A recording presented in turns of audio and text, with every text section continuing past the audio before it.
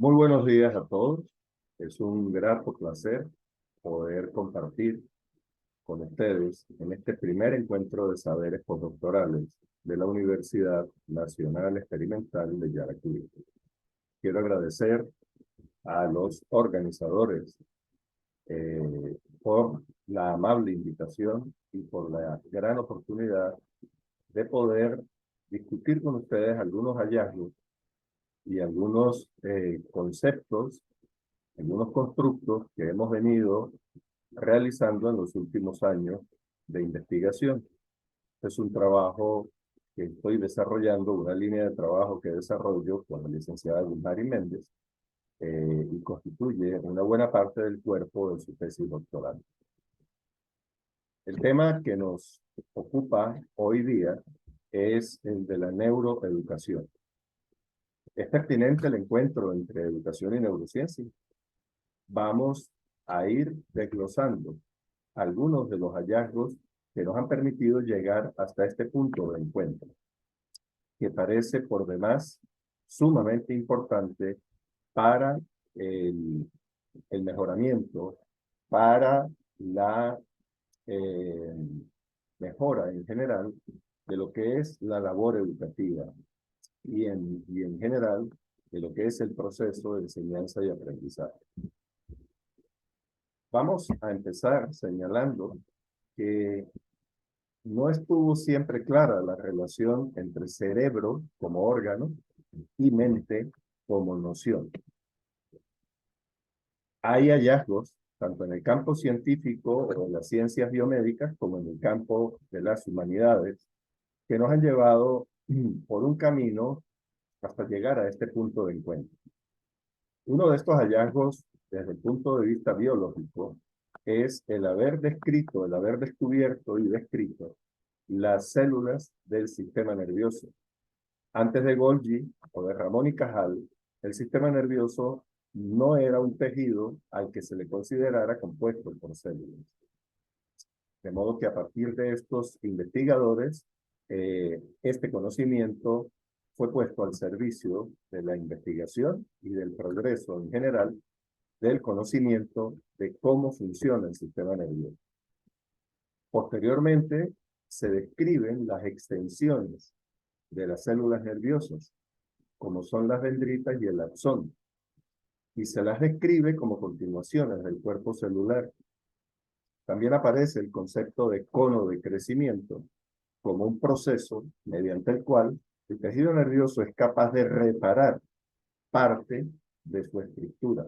Es decir, la neurona es capaz de reparar parte de su estructura luego de algún tipo de agresión. Otro hallazgo importante para avanzar en este camino de la relación cerebro-mente es la existencia de bioelectricidad. Es decir, Galvani, a final del siglo XVIII, describe cómo tanto las células nerviosas como las musculares presentan un fenómeno eléctrico que acompaña a su funcionamiento. Eh, este, este hallazgo fue posteriormente ampliado, fue posteriormente más estudiado y más definido por otros investigadores. Finalmente, les comento o traigo acá a esta conferencia el caso de Phineas Gage. Phineas Gage, un obrero ferroviario, eh, uno de muchos casos médicos con lesión cerebral por un accidente laboral, eh, pero con una particularidad que lo hizo notorio y célebre. Su lesión abarcó el lóbulo frontal. Fue una barra metálica que se enterró en el pómulo, perforó el ojo y perforó el cráneo a nivel del lóbulo frontal. El accidente puede ser uno de tantos otros, a no ser por las características de conducta que produjo en el paciente. El caso fue descrito con bastante detalle por múltiples médicos que señalaron que El paciente ni tan siquiera había perdido la conciencia. Llegó caminando por sus propios pasos a la emergencia y solo refería que se sentía un poco raro. Esto, como es lógico pensar, es bastante sorprendente si tiene una barra enterrada en el pómulo que le sale por la parte superior del cráneo. El caso de Phineas Gage particularmente fue notorio porque el paciente presentó trastornos de la conducta, cambios de la conducta, de ser una persona trabajadora, responsable, pasó a ser una persona irresponsable, problemática e incluso a niveles casi delictivos. La descripción de los trastornos ocasionados por esta lesión, trastornos que no eran los esperados, produjo una gran discusión y una gran polémica en el mundo médico y finalmente fue uno de los casos de soporte para terminar de aceptar que el cerebro realmente era un órgano importante en lo que es nuestra conducta. En el campo humanístico, por otra parte, a nivel psicológico, los primeros estudios de la conducta humana fueron hechos por los filósofos griegos. Estos primeros estudios aportaron nociones de la conducta humana, aunque en aquel entonces no estaban asociadas evidentemente al cerebro. Posteriormente hubo estudios específicos de algunos aspectos de la conducta, como es el caso de la percepción. Descartes, Luke, Hume trabajaron sobre estos aspectos de la forma en que el ser humano percibe su alrededor. Esto ocurrió siglo XVII aproximadamente, en el campo también de la filosofía. Posteriormente aparecen estudios generales sobre la conducta humana, como el gran tratado escrito por Sir William James, quien escribió o describió y compiló múltiples aspectos de la conducta humana en sus obras. También en el campo de lo psicológico, la observación sistemática de los actos, tanto en especies animales como luego se aplicó en el ser humano, aportaron los principios de la etología y de la psicología experimental. En este caso, Darwin participó activamente en este aporte porque fue realmente quien inició esa observación sistemática de los hechos o los actos con las especies animales que estudió. Y luego otros investigadores lo aplicaron, por supuesto, al ser humano.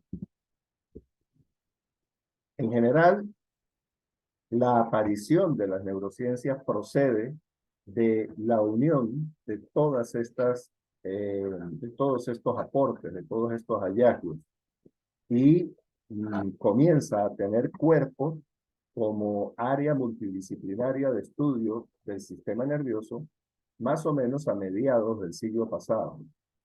Las neurociencias buscan, en una forma muy resumida, comprender los procesos neuronales que permiten tanto la percepción como la actuación o la acción del ser humano. Y además, buscan también conocer los mecanismos que pueden explicar procesos neuronales más complejos, como es el caso de la memoria, el aprendizaje o la conciencia.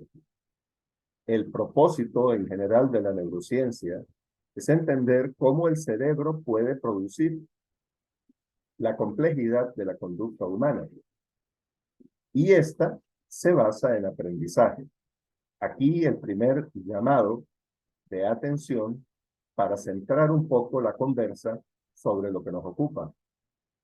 El aprendizaje, entonces, es un proceso central de la conducta humana y, como todos los procesos de la conducta humana, es estudiado de manera biomédica o desde el punto de vista fisiológico y anatómico y fisiológico por la neurociencia.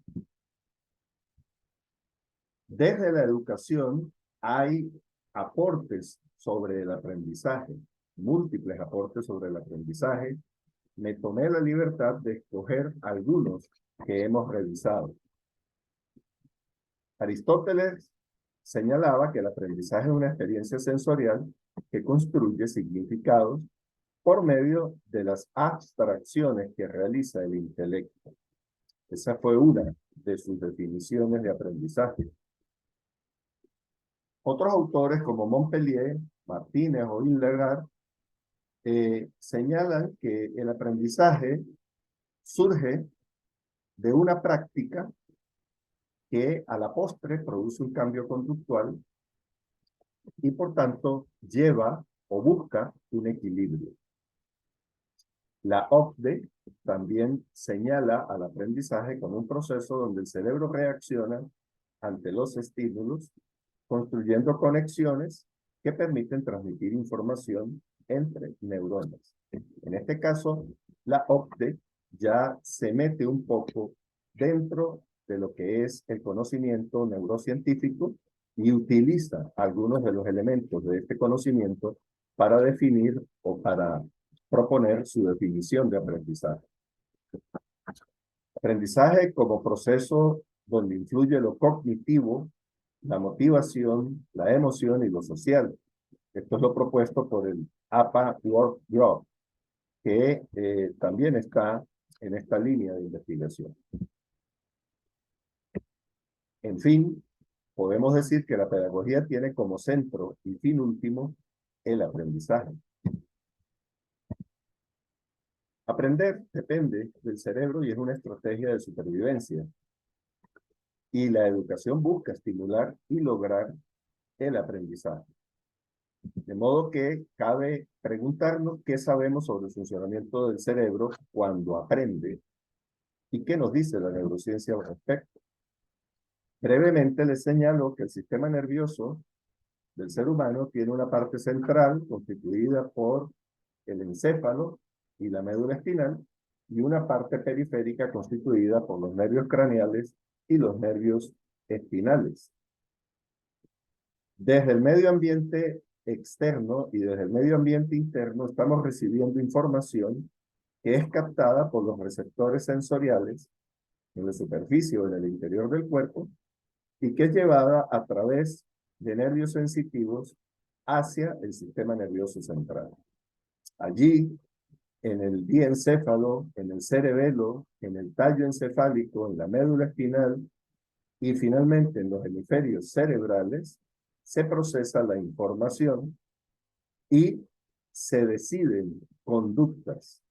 Estas conductas se convierten en rutinas motoras y en movimientos que son ordenados mediante nervios motores, tanto al sistema visceral, sistema interno de nuestras vísceras, como al sistema motor que nos permite movernos, desplazarnos, caminar, correr, etcétera, etcétera. Estos nervios motores van a impactar a unos efectores que son los músculos, tanto en las vísceras como a nivel corporal, a nivel del músculo esquelético que nos permite movernos, y van a permitir entonces el movimiento. Otro elemento que quería mencionar es que nuestro cerebro, la corteza cerebral, tiene unas pocas zonas que son cortezas primarias. Aquí la corteza visual, la corteza sensitiva primaria y motora, por acá la corteza auditiva. Es decir, solo unas pocas áreas de la corteza son de tipo primario, es decir, procesan información muy simple, con criterios o parámetros muy simples, y el resto, todo lo que está en azul, son cortezas de asociación, cortezas que ya integran información y permiten la construcción de una experiencia. La corteza cerebral es el máximo nivel jerárquico para almacenar información, procesarla, analizarla y tomar decisiones con respecto a ella. Y todo esto se basa, nuevamente, en nuestro fenómeno central del día de hoy, que es el aprendizaje. En esas cortezas de asociación que les mencioné, se integran los bloques de memoria que constituyen una experiencia. Uno de los elementos importantes en el aprendizaje es la motivación. Desde varios enfoques se ha propuesto que la motivación es sumamente importante para el aprendizaje. La realidad es que la motivación se activa en unos circuitos conocidos como circuitos de recompensa que comienzan su actividad básicamente produciendo estrés, es decir, generando una alerta que mueve a satisfacer las necesidades de equilibrio corporal, en este caso ingesta, sueño, líbido o confort, o las necesidades de equilibrio mental, que en este caso desde neurociencia cognitiva se definen como aceptación y reconocimiento. Esto lleva a iniciar conductas en otros núcleos nerviosos en el encéfalo, conductas dirigidas al logro, mediante la activación del proceso atencional, es decir, de la atención, y la puesta en práctica de distintas habilidades ensambladas en estas conductas de logro. Una vez conseguido el objetivo, satisfecha la necesidad, se produce lo que se conoce como placidez. Es una combinación de placer con tranquilidad y que es producida en un núcleo de neuronas en el cerebro anterior que se conoce como núcleo accumbens. Otro elemento que se ha señalado como partícipe del aprendizaje es la emoción. Toda información sensorial ingresa al tálamo y a la amígdala dentro del sistema nervioso. Desde la amígdala se genera una respuesta primitiva que es básicamente inconsciente y automática, involuntaria. Esta respuesta tiene que ver con cambios de presión arterial, con cambios de frecuencia respiratoria o frecuencia cardíaca, sudoración, contracción muscular, etcétera, etcétera. En el mismo momento, en forma simultánea, el tálamo está entregando a la corteza esa información sensorial y en ella se integra lo que constituye una idea o una noción de lo que está ocurriendo. Esa idea de lo que está ocurriendo, en primera instancia, es una representación cognitiva de la realidad. Generalmente es una construcción muy subjetiva y básicamente fundamentada en lo que creemos que está ocurriendo. Esa representación cognitiva de la emoción produce un proceso asociativo de consolidación de la experiencia. De ahí en más, desde circuitos que van desde la amígdala a los ganglios basales, se produce la revisión de esta experiencia y puede aparecer entonces lo que conocemos como una experiencia consciente. Es una representación más objetiva y más fundamentada en la evidencia. Finalmente, los elementos de memoria y aprendizaje también, por supuesto, están considerados como partícipes de excepción del proceso de la conducta. Desde la memoria inmediata, que dura solo unos segundos, pasando por la memoria de trabajo, que dura algunos minutos, hasta la memoria de largo plazo, que puede durar años, el proceso de construcción de información comienza con la información sensorial por sistemas sensoriales separados y el registro para cada modalidad. Luego tenemos la memoria de trabajo, donde ya se une información sensorial con información motora. Dicho sea de paso, una de las formas preferidas de unir información sensorial con motora es la palabra hablada o la palabra escrita. Finalmente, para que se dé memoria de largo plazo, se requiere que haya una experiencia basada en una valoración emocional. Es decir, que esa experiencia tenga para nosotros un valor, ya sea de recompensa o un valor emocional. Es allí, en la memoria de largo plazo, donde comienza a producirse lo que conocemos como aprendizaje. Ya Finalizando, los niveles de comprensión del aprendizaje se pueden separar en tres. El primero, el neurofisiológico, aportado por la neurociencia, en la que se sabe que el aprendizaje requiere la adquisición de información por parte de los órganos de los sentidos, la integración de esta información mediante la corteza cerebral, en lo que se conoce como memoria, y la evocación de esa información o de esa memoria en lo que se conoce como resolución de problemas. El proceso que acabo de señalar en términos neurofisiológicos tiene una parte cognitiva o neurocognitiva. Así, la neurociencia define el aprendizaje como un proceso de asociación de memorias.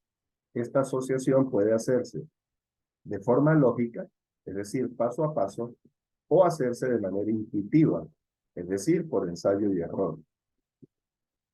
En la mayor parte de las personas, ambos mecanismos se combinan. Luego tenemos el nivel cognitivo. En el nivel cognitivo podemos tener básicamente conceptos provenientes de la educación y la psicología. Y ayer señalaba que para aprender se requiere asimilación, acomodación y equilibración. Vygotsky, por su parte, señala que el contexto social influye muchas veces más que las actitudes y las creencias. Y Ausubel decía que los tipos de aprendizaje dependen o se desarrollan en base o con base a la estrategia de enseñanza.